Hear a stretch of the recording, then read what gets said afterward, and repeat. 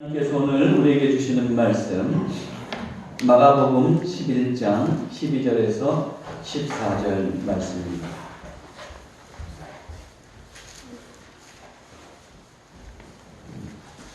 이 계시의 말씀을 봉독할 때에 살아계신 하나님의 음성을 들으시기를 기원합니다.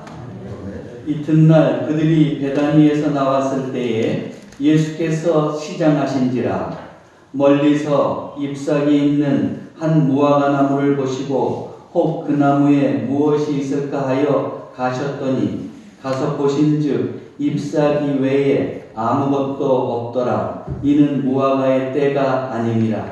여호와께서 나무에게 말씀하여 이르시되 이제부터 영원토록 사람이 내게서 열매를 따먹지 못하리라 하시니 제자들이 이를 듣더라. 아멘.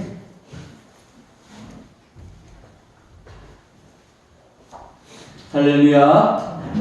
오늘도 또 우리가 주님의 말씀을 통해서 풍성한 주님의 은혜를 깨닫고 주님의 뜻을 또 깨달을 수 있어야 되겠습니다. 영국의 수학자요, 논리학자요, 철학자이며 또 1950년에 노벨 문학상을 수상하기도 했던 버틀란드 러셀이 있죠. 이 러셀은 많은 저작을 남겼는데 그 중에 왜 나는 기독교인이 아닌가 하는 그 책이 있습니다.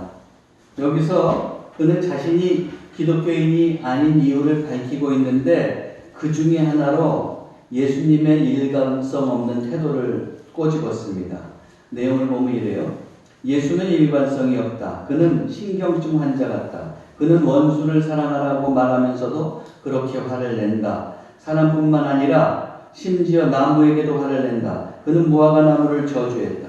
예수와 그의 제자들은 배가 고픈 상태에서 무화과 나무를 지나갔다. 그때는 무화과 나무가 열매를 맺을 계절이 아니었다.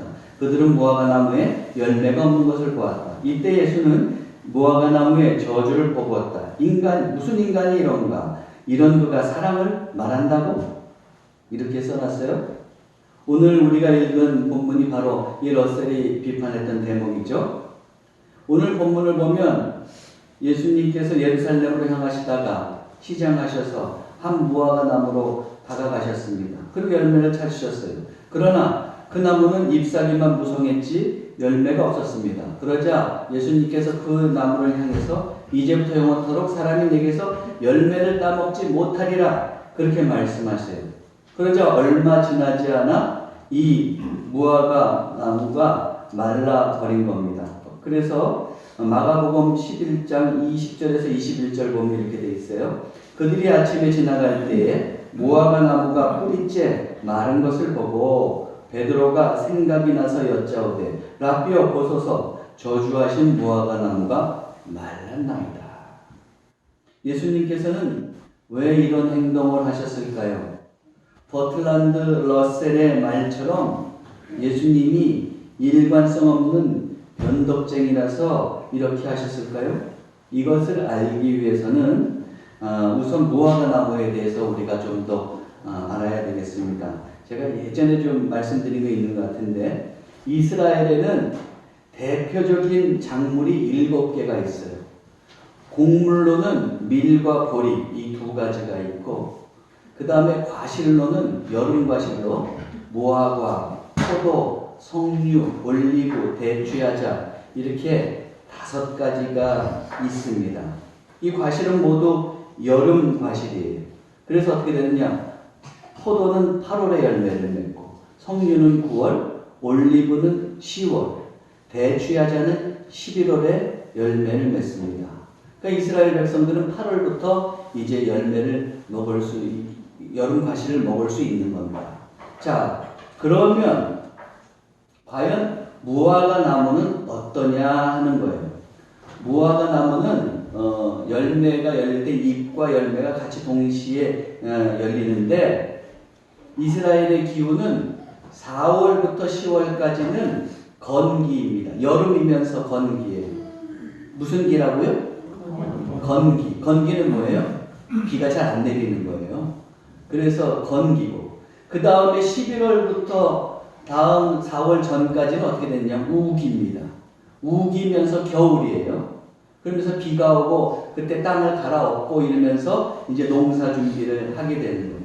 자, 그러면 이 무화과나무는 어떠냐? 이 겨울 우기 동안에 앙상한 가지로 있다가 이제 6월절이 있는 4월이 되면 조그마한 몇 월? 4월. 이제 건기가 시작되는 거죠. 그때 되면 조그마한 잎사귀와 함께 열매를 맺으면서 무화과를 맺으면서 이제 긴 여름을 거쳐서 10월이 될 때까지 어떻게 되느냐? 열매를 몇 번? 몇 번이요? 5번이나 맺는다 이거예요. 열매를 5번 맺습니다. 그런데 이스라엘에서는 이 무화과 나무의 첫 열매를 지칭하는 것과 그 이후에 열리는 그 열매를 지칭하는 그 단어가 달라요. 첫 열매를 뭐라고 그러냐면 따라해주세요. 파괴라고 그래요. 그리고 그 이후에 두 번째부터 5번째까지 열리는 열매를 뭐라고 그러냐면 또 따라해주세요. 테에나예요. 그래서 어떻게 되냐면 맨 처음엔 파괴라는 열매를 5번 열매를 맺는데 맨 처음에는 파괴라는 열매를 맺고 그 다음 두 번째부터 5번째까지는 테에나라는 이 열매를 맺습니다. 자, 그런데 그 복음서에 보면 예루살렘 근처에 벳박에 베단이라고 하는 그 지명들이 나오잖아요. 이건 다 무화과 나무하고 열매하고 그 연관이 있는 마을 이름입니다. 예를 들어서 벳박에는 베이트라고 하는 집이라고 하는 베이트라는 단어하고 파괴하고 합쳐졌어요. 그래서 벳박에 이렇게 쓰는 겁니다. 또 베다니는 베이트라고 하는 집하고 테에나라는 단어가 합쳐져서 이제 베다니 이렇게 만들었단 말이에요. 그러므로 베다니나 벳박에는 무화과 나무가 많았을 거예요. 그렇죠? 예, 그랬을 거로 우리가 이제 짐작을 해볼 수가 있습니다. 자, 그러면 지금 처음 열리는 열매는 파괴라고 했어요. 근데 파괴는 어떠냐? 파괴는 베이트보다 작고 당도가 떨어집니다. 그러므로 이 무화과 나무를 가꾸는 과수원의 주인은 이 파괴 가지고는 시장에 내놓을 수가 없어요. 팔 수가 없어요. 당도가 떨어지기 때문에. 그래서 상품성이 떨어지기 때문에 주인은 그 다음에 열리는 테에나가 더 당도가 높고 좋은 결실이 맺게 하기 위해서는 이 파괴를 다 따줘야 되는 거예요. 4월달에 처음 열리는 열매를 따줘야 되는 거예요. 근데 이게 그렇게 다 따주려고 그러면은 얼마나 번거롭겠어요. 여러분들이 과수원 주인이라도 그렇겠죠? 그렇습니까? 그렇습니까? 그렇습니다. 그렇죠? 지금 제가 설명하고 있는 거 잘 따라오고 계신 거죠? 네. 예. 그럴 거예요. 그런데 다행히 주인은 그냥 내버려둬도 돼. 왜냐하면 이스라엘 백성 중에 90%는 소장농이고 생활이 어렵거든요. 그러니까 이 사람들이 궁여지책으로 4월 달에 처음 열리는 이 파괴를 먹으려고 한다 이거예요. 그래서 따먹는다 이거예요. 왜냐하면 아까도 살펴봤듯이 그 이스라엘의 과일들은 다 여름 과실이라 그랬어요. 그래서 8월에 포도부터 해가지고 11월에 대추 야자까지 이때는 과실을 먹을 수 있습니다. 그러면 11월 이후부터 4월까지는 과일이 없어요? 없어요? 없죠. 8월까지 또 기다려야 된단 말이에요. 근데 4월달, 6월절 무렵 4월달이 왔어요. 근데 그때 파기가 처음 열려요. 그러면 이 소장농들, 형편이 어려운 사람들 과실을 먹고 싶은데 궁여지책으로 당도는 좀 떨어지지만 그걸 따서 먹을 수 있겠죠. 그러니까 이 소장농들, 대부분 서민들한테는 이 파괴가 굉장히 그 반가운 소식이죠. 저 유아실에 온돌 켜져 있습니까? 예, 켜져 있습니다. 네. 자, 그런 거예요. 그러면 어떻게 되겠어요? 이 소장농들이 파괴가 열리면 그것을 스스로 알아서 따먹는다 이거예요. 자, 그러므로 이들에게는 이 파괴가 그 공짜로 먹을 수 있는 최고의 열매요 선물이었던 거죠. 자, 그러면 이걸 한번 생각해 보세요. 지금 예수님은 4월달 6월절 무렵에 6월절을 앞에 놓고 지금 마가복음에 보면은 베다니에서 예루살렘 성으로 내려가다가 지금 이 무화과 나무를 만나고 있는 거예요. 자, 그럼 제가 설명드린 거를 잘 기억하면서 마가복음 11장 13절을 보겠어요. 멀리서 지금 예수님께서 지금 베다니에서 그 예루살렘 성으로 내려가다가 멀리서 시장하셨어요. 근데 멀리서 잎사귀가 있는 한 무화과 나무를 보시고 혹 그 나무에 무엇이 있을까요? 했을 때 그 무엇이라는 건 뭐예요? 이때 열리는 열매는 파괴죠? 파괴가 있을까 하여 그런 거예요. 가셨더니 보신즉 잎사귀 외에 아무것도 없다. 원래 있어야 되는데 없는 거예요. 이는 무화과의 때가 아니다. 요때 무화과의 때는 무슨 때를 얘기하는 거예요?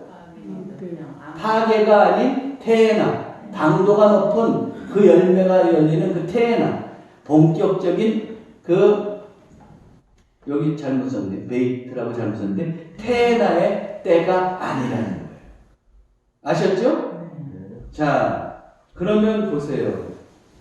버틀란트 러셀이 말한 것처럼 예수님은 무화과 열매가 열릴 때가 아닌데 억지로 열매가 없는데 너 그러니까 이제부터 사람들이 너한테 열매 따지 못할 거다 하면서 저주하신 게 아니라는 걸 우리는 알 수가 있습니다. 자, 그러면 어떤 거냐? 예수님은 지금 6월절이 시작되기 전 바로 4월달에 활동하고 계신데 파기가 열릴 계절이고 그래서 지금 베다니에 계시다가 예루살렘 성으로 내려가고 계신 거예요. 그래서 이튿날 그들이 베다니에서 나왔는데 예수님께서 시상하셨다 그랬어요. 근데 그 베다니에 나와서 아마 어떻게 됐을까요? 벳바게까지도 거쳤을 거예요. 베다니보다 벳바게는 예루살렘이 더 가깝거든요. 그러니까 아마 거기를 거쳐 가셨을 거예요. 하다가 보니까는 어떻게 되는 거예요? 이들적인 무화과 나무가 참 많은데 예수님께서 시장하셔서 한 무화과 나무로 가시는데 유독 어느 나무에로 가셨느냐? 다른 나무는 안 그랬을 거다 이거예요. 유독 잎은 무성한데 파괴가 열리지 않은 그 나무에로 가신 거예요. 그 나무로 가셔가지고 열매가 있나 보시고 비록 당도는 떨어지면 파괴가 있어야 되는데 없는 거죠. 그래서 이제 그 나무를 향해서 넌 앞으로 열매를 맺지 못하고 사람들이 따먹지 않을 것이다 이렇게 말씀하신 것이죠. 그렇다면 예수님은 그 많은 무화과 나무들 중에서 왜 유독 파괴가 열리지 않는 그 무화과 나무를 선택해서 가셔서 그런 말씀을 하셨겠느냐는 거예요. 거기에는 예수님께서 사람들에게, 이스라엘 백성들에게, 또 오늘날 우리들에게 하고 싶은 말씀이 있는 것이죠.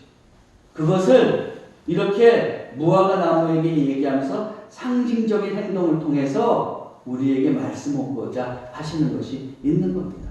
그렇다면 예수님께서는 이 당시 이스라엘 백성들 그리고 우리들에게 하시고 싶은 말씀이 곧 뭐냐 하는 거예요. 이를 위해서 우리는 마가복음에서는 이것에 이어서 이어지는 말씀을 봐야 돼요. 오늘 본문 말씀 우리가 12절에서 14절 읽었는데 그 이후에 15절에서 17절 말씀은 뭐가 나오고 있습니까? 한번 보세요. 그들이 예루살렘에 들어가십니다. 이제 무화과 나무 저주하시고 예수님께서 이제 예루살렘에 들어가셨어요. 그리고 무슨 일을 하셨냐? 예수께서 성전에 들어가서 성전 안에서 매매하는 자들을 내쫓으시며 돈 바꾸는 자들의 산과 비둘기 파는 자들의 의자를 둘러 엎으시며 아무나 물건을 가지고 성전 안으로 지나다님을 허락하지 아니하시고 이에 가르쳐 이르시되 기록된 바 내 집은 만민이 기도하는 집이라 칭함을 받으려고 하지 아니하였느냐 너희는 강도의 소굴을 만들었도다 하시니 어떻게 했어요? 매매하는 자들을 그냥 내쫓으시고 돈 바꾸는 환정상의 상을 뒤엎으시고 그리고 또 비둘기 파는 자들, 재물을 파는 자들의 의자를 이제 둘러 엎으셨어요. 그럼 내쫓으셨어요. 그러면서 그 상행위를 못하게 하시고 뭐라고 해요? 기록된 것. 내 집은 만민이 기도하는 집이라. 이 성전은 그런 곳인데 너희들이 강도에서 우를 만들었다. 그러면서 지금 호통을 치시는 것을 우리가 볼 수 있습니다.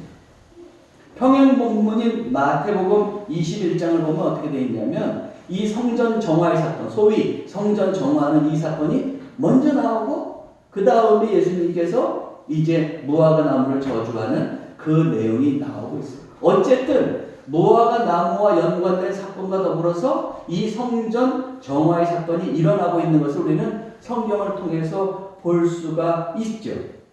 자, 그러면 이 무화과 나무 사건하고 이 성전 정화 사건에는 뭔가 연관이 있는 거예요. 그렇다면 왜 예수님께서는 이 매매하는 자들을 내쫓으시고 환전해주는 사람들의 삶과 비둘기 파는 자들의 삶을 둘러엎으셨습니까? 매매했기 때문에 그런 거예요? 기도하지 않고 매매했기 때문에 그런 건데, 제사장을 비롯해서 장사치들에 이르는 사람들로 인해서 이 성전이 제 기능을 못하고 있기 때문에 그렇게 하신 것이죠. 원래 장사치들이 이렇게 예루살렘 성전에 이방인의 뜰에 들어와서 이 장사를 할 수 있었던 건 제사장이 허락해 주었기 때문에 할 수 있는 겁니다. 그러면 제사장이 그걸 왜 허락해 줬느냐를 알아야 되잖아요. 네? 이스라엘에서는 이스라엘 백성들이 이제 일반 생활을 하다가 성전에 와서 예배를 드리면서 헌금을 하거나 성전세를 내려고 해요. 그러면 어떻게 되냐면 그들이 일반적으로 사회에서 통용하는 그 로마의 주화를 사용할 수 없게 되어 있습니다. 성전에 들어오면 성전에서 통용되는 그 주화를 사용해야 돼요. 그러면 어때요? 그들은 대부분 우리가 지폐를 갖고 있는, 지금 오늘날만 지폐로 보자 그러면 우리가 가지고 있는 뭐 10,000원짜리, 50,000원짜리, 1,000원짜리 이런 건 일반 지폐란 말이에요. 근데 그거를 우리는 예배당에서도 드릴 수 있지만 그 이스라엘 백성들은 로마의 화폐를 쓸 수가 없었거든요. 주화를 쓸 수가 없었거든요. 그럼 이걸 바꿔야 된단 말이에요. 그러니 바꿔서 하려고 그러니 얼마나 번거롭겠어요. 그러니까 그 헌금을 하고 제사 드리는 사람들의 편의를 위해서 환전하는 사람들을 그곳에 상주하게 했던 거죠. 그러면 좋은 의도입니까? 좋은 의도입니까? 좋은 의도예요. 또 어떠냐? 이스라엘 백성들 중에서 이제 재물을 가지고 와서 하나님께 드리려고 하는 사람들이 있을 거 아니에요. 근데 그들이 집에서 갖고 올 때 어때요? 저절면을 갖고 올 때 흠없는지 안 없는지 잘 볼 거 아니에요? 흠없는 것만 드리라고 했으니까. 흠없는 첫 새끼를 갖다가 드리려고 오는데 그만 자기가 잘못 봐서 흠이 있는 걸 갖고 올 수도 있고 가져와서 저 멀리에서 가져오잖아요. 오다가 넘어지면서 흠이 생겼을 수도 있단 말이에요. 근데 검수 과정에서 제사장이 딱 보니까 이거 흠이 있는 거야. 이거는 제물로 드릴 수 없습니다. 이렇게 판정이 났어요. 그러면 못 드리잖아요. 그러면 다시 2박 3일 동안 왔는데 다시 집에까지 가서 흠없는 걸 갖고 올 거예요? 얼마나 힘들겠어요. 그러니까 그 제사 드린 사람들의 편의를 위해서 거기서 흠없는 제물을 하는 사람들이 있었던 거예요. 그래서 그런 만일의 사태를 대비합니다. 또 먼 길을 오면서 힘들 때는 거기서 어떻게 하는 거예요? 흠없는 제물을 사서 이제 제사를 드리게끔 하는 겁니다. 이것도 본래 의도는 좋은 겁니다. 그렇죠? 그런데 시간이 지나면서 이제 어떻게 되는 거예요? 그 본래의 정신이 훼손되는 거예요. 장사치들은 어떻게 됩니까? 거기 오니까 장사가 잘 돼요. 그러니까 누구라도 다 들어오려고 뒷돈을 주면서 제사장한테 뒷돈을 주면서 자리를 잡으려고 하는 사람들도 있었어요. 또 거기 장터에서는 어떻습니까? 자기가 장사하다가 그 자리세를 또 요즘식으로 생각해보면 어때요?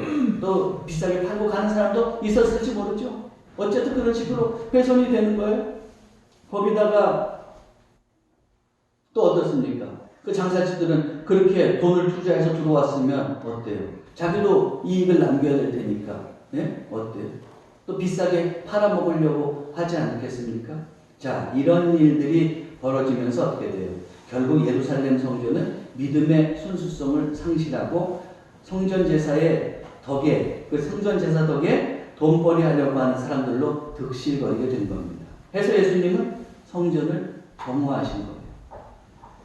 그리고 이런 일이 벌어지는 것과 연관해서 이제 무화과 나무를 저주하는 그런 일이 일어났어요. 한 무화과 나무가 열매를 맺어야 함에도 불구하고 열매가 없듯이 뭐예요? 당시 이스라엘 백성들은 열매가 없었다는 뜻이에요. 겉보기에 예루살렘 성전은 예배하는 자들로 북적여서 꽤 신앙적으로 활발해 보이지만 그 실상을 보면 잎만 무성하고 열매가 없는 무화과 나무처럼 믿음의 열매를 맺지 못하고 있었던 겁니다. 예루살렘 성전은 믿음의 열매는 없고 욕망만 들끓는 사람들로 가득 찼던 거예요. 해서 예수님은 무화과 나무를 이제 저주하시는 그런 상징적인 행동을 통해서 이스라엘 백성의 열매 없는 믿음을 지적하고 계신 겁니다. 믿음의 열매를 맺으라는 말이에요. 믿음을 이용해서 욕망만 채우려고 하지 말고 믿음의 열매를 맺으라는 거예요. 만약에 그렇게 믿음의 열매를 너희들이 맺지 않으면 저 무화과 나무가 열매가 없어서 말라 죽은 것처럼 너희들도 멸망하고 예루살렘 성전도 멸망할 수 있다는 것을 미리 지적하시는 거예요. 상징적인 행동을 통해서. 근데 그들이 회개를 안 했죠. 그래서 어떻게 되는 거예요? 결국은 기원 후 70년에 예루살렘 성전은 로마 군대에 의해서 초토화되고 멸망하고 마는 겁니다. 자, 이 말씀을 통해서 예수님은 우리에게도 촉구하고 계신 것이 있습니다. 열매 없는 그런 무화과 나무처럼 겉만 화려할 것이 아니라 믿음의 열매를 맺기를 원하고 계십니다. 우리는 오늘날 어떠냐 하는 거예요. 과연 믿음의 열매를 맺고 있는가? 우리 한번 자문해 보아야 합니다.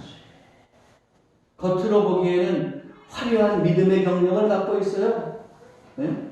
내가 어릴 때부터 신앙생활했고 집사, 권사, 장로로까지도 올라올 수 있는 거예요. 그리고 아주 그냥 신앙의 대대로의 그 이어받은 신앙의 집안이에요. 그럴싸한 신자 같은데 찬찬히 따져보면 믿음의 열매가 없는 껍데기 신자는 아니냐 하는 거예요. 겉보기에는 경건한 것 같은데 속을 보면 욕망과 욕심이 터글거리고 있지는 않느냐는 말입니다. 우리는 하나님께 갚을 수 없는 엄청난 은혜를 받고 살아가는 사람들이잖아요. 죄의 문제를 우리가 어떻게 해결합니까? 죄의 문제를 해결하지 않고는 하나님 나라의 백성이 될 수 없고 천국의 백성이 없는. 내가 해결할 수 없으니까 직접 하나님께서 나서서 독생자를 보내주시고 예수 그리스도의 그 한량없는 은혜로 그 사람으로 우리는 어떻게 돼요? 정말로 죄 용서함을 받고 십자가를 통해서 죄 용서함을 받고 천국의 백성이 되어요. 그런 엄청난 은혜를 받은 사람들이잖아요. 그러면 정말로 그 은혜를 깨닫는다고 하면 내가 그걸 갚을 수는 없지만 이미 그런 덕을 보았기 때문에 이제는 정말 주님의 나라의 백성답게 정말 믿음의 열매를 정말 맺으면서 살아가려고 해야 되는데 여전히 그렇지 못해요. 내 속에 있는 죄된 습성이 없어지지 않습니다. 없애려고도 하지 않아요. 조금만 잘못되면 불평합니다. 하나님을 원망하고 주변 사람들을 원망해요. 그리고 늘 달라고 하는 거예요. 물론 우리는 하나님의 자녀로서 당당하게 어려울 때 우리 간구할 수 있어요. 요청할 수 있어요. 도와달라고 기도할 수 있어요. 그걸 하지 말라는 게 아니에요. 그런데 너희가 내 말이 너희 안에 거면 무엇이든지 구하라고 그랬잖아요. 그런데 주님의 뜻도 아닌데 그저 내 욕망을 가지고 주님의 뜻이냐 그러면서 막 달라고 한다. 어디서 언제부턴가 내 속에 거짓 근성이 생긴 거예요. 주님의 뜻이 그런 것도 아닌데 그냥 달라고만 하는 그런 뭐라고 그럴까요? 개걸심이 걸렸다고 그럴까요? 그런 것처럼 우리가 행동하지는 않느냐 하는 말입니다.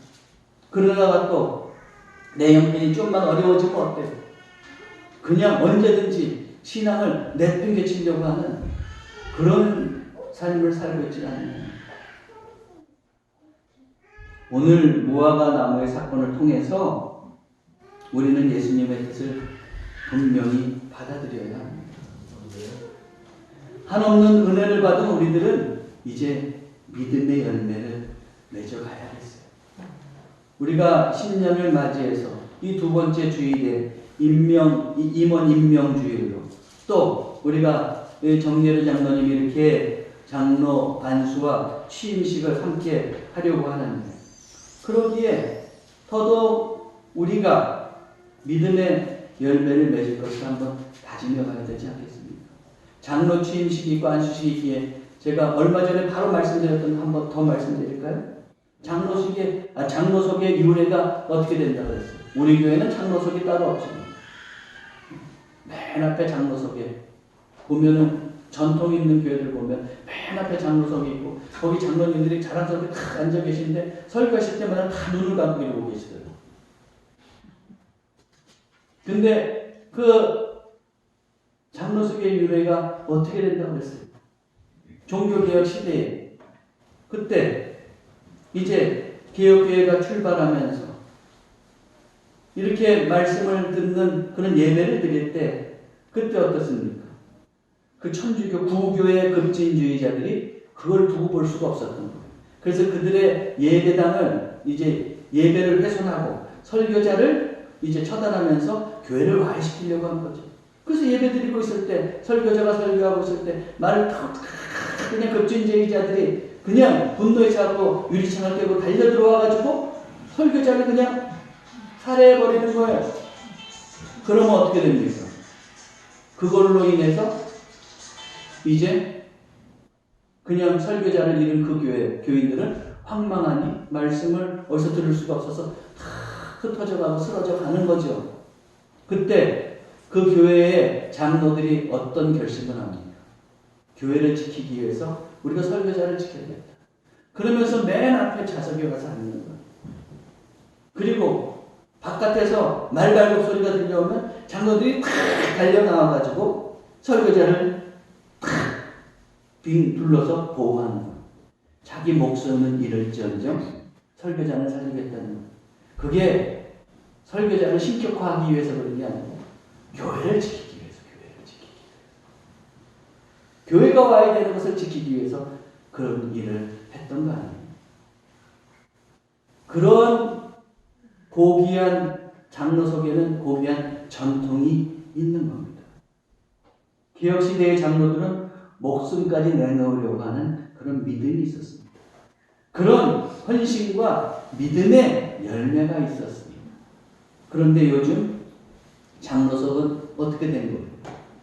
특권석처럼 우리가 오해하고 있습니다. 사랑하는 성도 여러분, 오늘날 우리가 다시 한번 오늘 본문 말씀을 보면서 믿음의 열매를 맺어야 되지 않겠습니까? 특별히 올해 여러분들 믿음의 열매를 맺어가시되 교회를 위해서 한 가지씩 열매 맺는 일들을 한번 해보시면 좋겠어요. 교회는 하나님 나라를 위한 전축이지. 교회를 통해서 하나님 나라가 완성되어 갑니다. 그러므로 우리 성도들은 교회를 소중히 여길 줄 알아야 돼요. 개혁시대에 그 목숨을 건 그 장로님들처럼 교회를 소중히 여길 줄 알아야 됩니다. 올해는 여러분들 그 하나님께서 세워주신 하나님의 전축이지 그 교회를 위해서, 그 고귀한 교회를 위해서 뭔가 작은 거라도 한번 해보자 이 말씀입니다. 예배를 드릴 때 우리가 더욱더 영과 진리로 완전히 집중해서 드리고, 또 우리 교회는 예배가 끝나고 또 청소하는 분들이 있습니다. 그분들만 할 것이 아니라 또 청소로 공사할 수도 있겠죠. 그런가 하면 매일 교회를 위해서 우리가 기도할 수 있어요. 그것뿐만 아니라 또 나아가서 전도할 수도 있습니다. 또 우리에게 주어지는 인사가 있잖아요. 헌금위원으로 또 기도로. 그때 정말 정성을 다해서 최선을 다해서 준비하는 마음으로 감당하는 거예요. 정직한 11조 생활을 해보는 겁니다. 이런 것들 우리가 하려고만 한다고 하면 교회를 위해서 할 수 있는 무언가가 있을 겁니다. 여러분들 한번 여러분들 교회를 위해서 나는 뭘 할지 한번 생각해 보세요. 봉사하고 있는데 건성으로 대충 하고 있지는 않느냐? 한번 돌아보시고 기도를 하더라도 하나 봉사를 하더라도 정말 여러분들이 주님을 섬기는 마음으로 정성껏 감당해 보시면 좋겠어요. 말씀을 정리합니다. 올해 우리는 열매 없는 무화과 나무가 아니라 믿음의 열매를 맺는 그런 사람들이 되어야 되겠습니다. 사랑하는 성도 여러분, 올 한 해 믿음의 열매를 풍성히 맺는 그런 한 해가 되어서 주님이 기뻐하시는 삶을 살아가시기를 주님의 이름으로 축원합니다. 기도하겠습니다. 하나님, 그동안 우리의 삶이 저 열매 없는 무화과 나무와 같지는 않았는지 돌아보게 하옵소서. 이 새해를 시작하면서 다시금 결단하게 하시고 믿음의 열매를 맺어가게 하옵소서. 특별히 오늘은 장로 취임식과 임원 임명식이 있습니다. 우리 교회 장로님들과 권사님들과 집사님들이 앞장서서 믿음의 열매를 맺어가게 하옵소서. 예배 또 봉사에 있어서 교회를 사랑하는 마음에 있어서 귀한 열매를 풍성히 맺을 수 있도록 인도해 주옵소서. 우리 주 예수 그리스도의 이름으로 기도하옵나이다.